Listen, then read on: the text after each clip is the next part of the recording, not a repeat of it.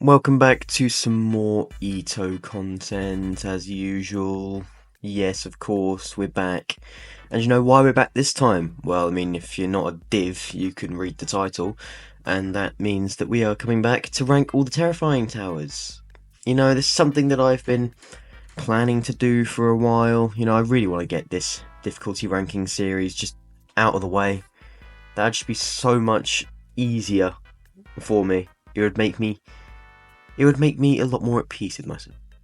It is time to finish this series now, which is why we are going to be ranking every terrifying tower in the game. Before we start though, I'm not even going to lie to you.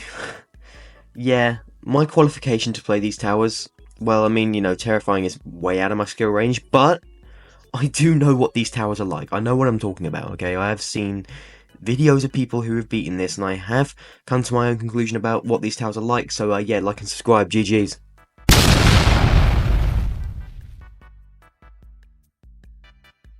So I want to start by saying that I actually think that every terrifying tower in the game currently at least has some kind of quality to it. I mean, Tower of Inception definitely is the worst amongst them, but it definitely isn't incredibly bad.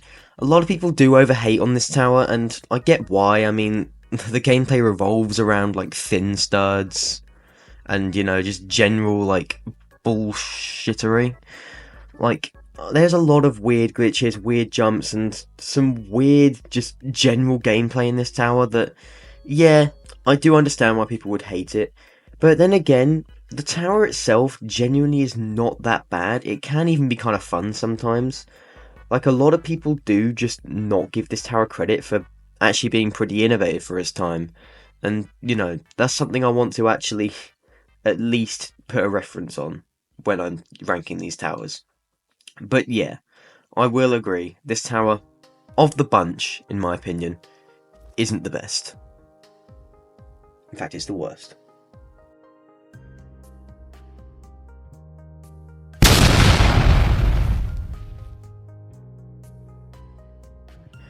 Many people would argue that this tower should be at the bottom of the list.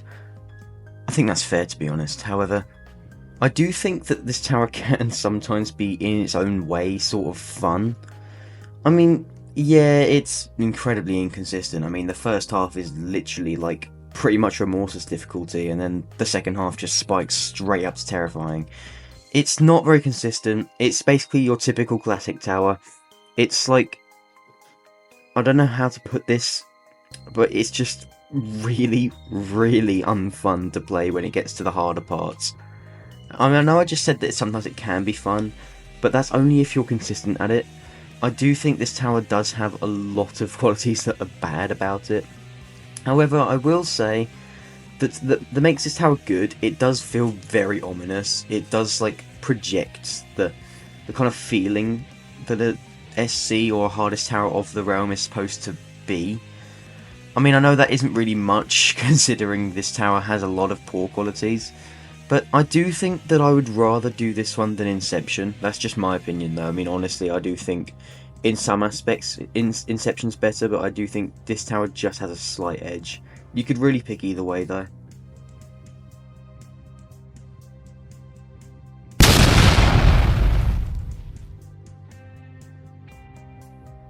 Tower of Nervous Sweating isn't actually too bad. I mean, it does have some very inconsistent and very annoying flaws, but I do think that this tower is actually a big step up from, at least, you know, Frightening Nightmares and Inception. However, you know, the tower itself, as for the gameplay, it's not really anything too special. It's just kind of like your generic SC-ish gameplay. Well, I do think the tower can be somewhat overhated, a bit like Tower of Inception.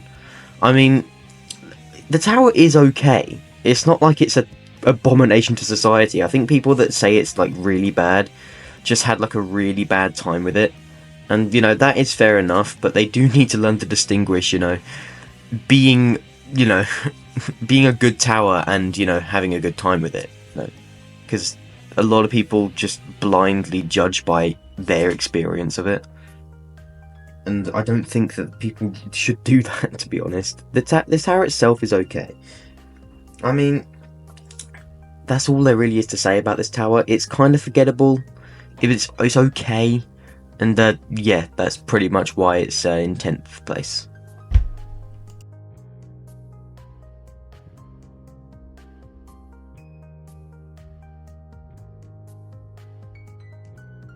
Tower of Impossible Movement is a tower which, personally, I think a little bit too rough sometimes, but a tower that also I think can sometimes have its fun moments. There are a lot of jumps here that are actually pretty creative, especially for the time it was made, and there are also a lot of jumps here that I think are absolute abominations to society. You know, you can still be creative and still be very, very annoying. And I think this tower balances both of those, which is why it kind of gets this, like, low-ish placement on the list, because I just don't really think this tower is that decent, to be honest. I mean, there are some times when I think that maybe this is perhaps on par with some of the modern towers in terms of, you know, how innovative it is, but there are some other times when I think, what the hell have they even created? And there's just not a consistent enough theme with this tower to make me realise whether it's good or bad, so it kind of just goes average here.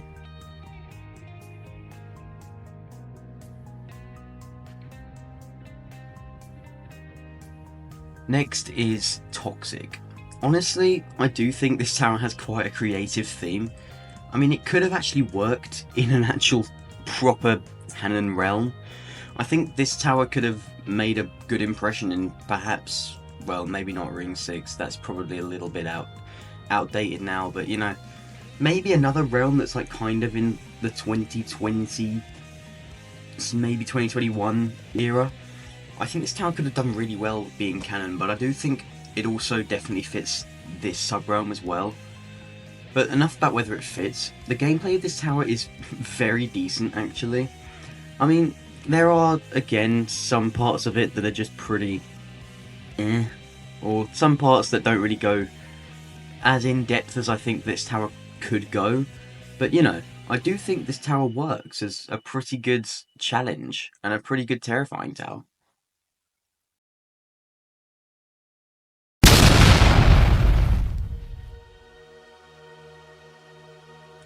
Tower of Overthinking Life Choices. Well, you know, if we're gonna be honest, for Itnir's track record, this is actually pretty alright. I mean, Itnir had an absence in the community for a very long time and suddenly returns with this. You know, it's a very good redemption arc in my opinion.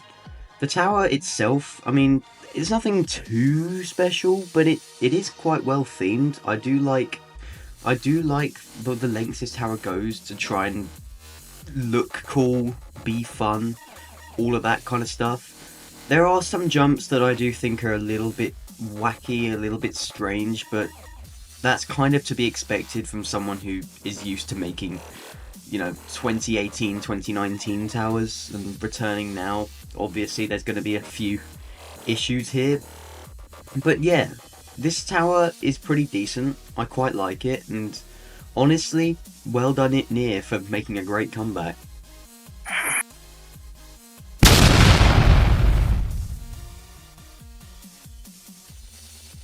I think the Tower of Alien Radiance is very subjective as to your experience with it, but personally I think the tower actually is okay. First off, I really do like the theme. It's got that ambience to it that just like makes it feel like some weird extraterrestrial space station.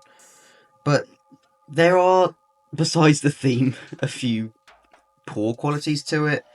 I mean, the first 3 floors definitely have a couple difficulty spikes and they're a little inconsistent.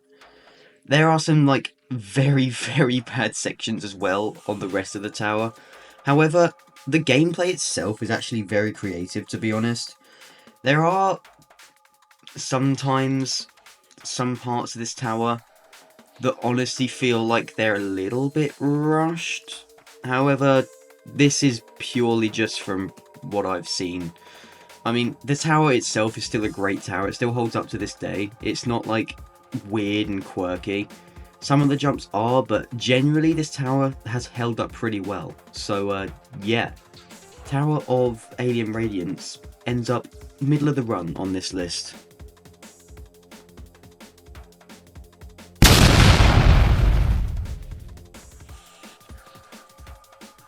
So, Tower of Uncanny Agony personally has a lot of pros, a few cons, but a lot of pros. We'll start with the cons to just get them out of the way. This tower is very loop failable, hence, you know, why it's got a lot of button progress. That's kind of the gameplay style of this tower, and if you don't like that, you're probably not going to have a very good time with this tower. However, focusing on the good parts, this tower is incredibly vibrant and a really good time to go through, and it's also got some very creative jumps, some very good gameplay that honestly I don't even think many non-SC towers were capable of at this point. There's a lot of parts of this tower that genuinely feel really good to play, really smooth and really well made. And even some parts that don't feel fun to play, you can at least admire the effort it took to create them. However, that said, yes, this tower is very loop failable and relies heavily on button progress, and yeah, overall not entirely the best tower to play. But yeah, it's very good.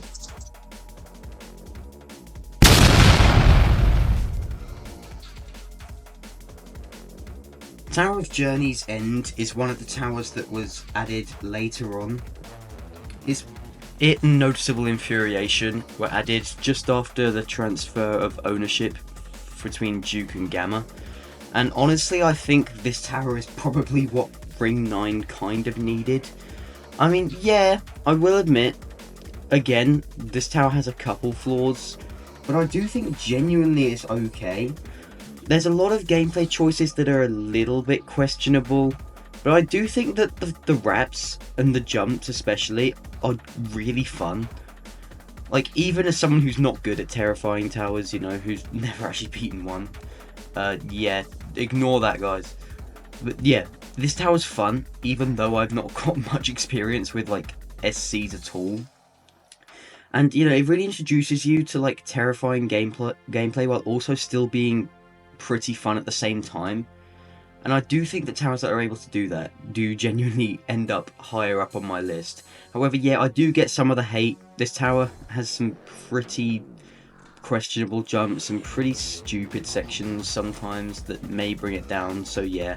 Understandable if you hate this, but I think it's good.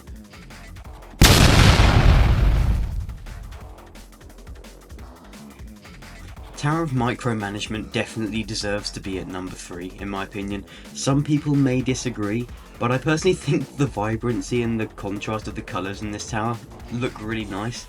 The tower's also got one of the best soundtracks of all time. Like, seriously, the music is an absolute vibe.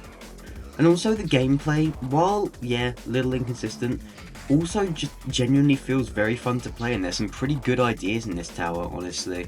A lot of people, I mean, it is subjective, a lot of people may think this tower's gameplay is pretty questionable, if that's the right word there, but I do think that the gameplay in this tower is actually pretty creative, and they do utilise a lot of the mechanics of EToH in ways that haven't really been seen before.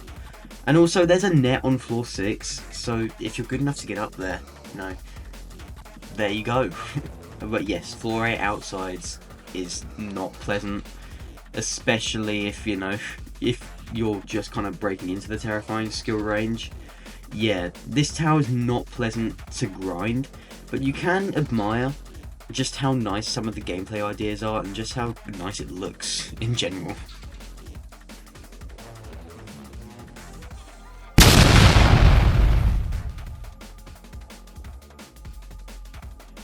I mean, Tower of Complexity and Volatility, wow. This is one of the best towers in terms of design and just how nice it looks in general. Like, this is really one of the greatest towers in terms of how aesthetically pleasing it is. Like, you almost forget how hard it is. Like, it's just so nice to look at. I mean, some people say it doesn't really feel terrifying and that it's kind of extreme.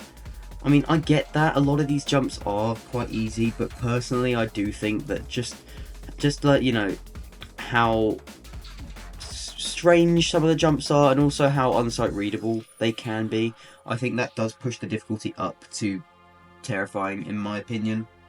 And, you know, practicing this tower can also be a blast as well. It's alright in terms of, you know, how consistent it is. There are some jumps that do feel a little bit strange, but, you know, that's for every tower, to be honest. This tower is one of the best towers in terms of, you know, how well it's made, that you almost forget a couple of the flaws it has. This tower doesn't really have many flaws, to be honest. So yeah, definitely worthy of number 2, in my opinion.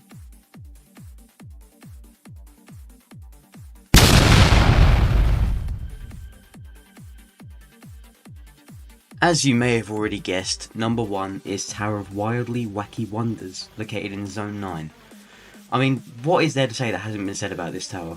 This tower is absolutely perfect in terms of how creative it is, how fun it is to play, and also generally just how punishing it is. I mean, sometimes people don't like how punishing towers can be, but this tower does it in a way that is really smooth and just feels like a genuinely fun experience, and it feels like you've accomplished something when you've beaten this.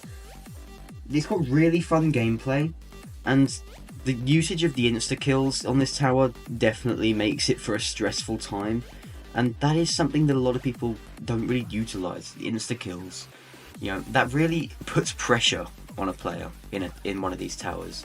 And I think this tower is one of the most creative towers ever to be created in EToH, and honestly, it definitely deserves to be in Zone 9, where it belongs. I think Zone 9 is honestly one of the best realms in EToH. I haven't played the Starlit Archives yet, but you know, as for the towers in Zone 9, they are just chef's kiss, you know.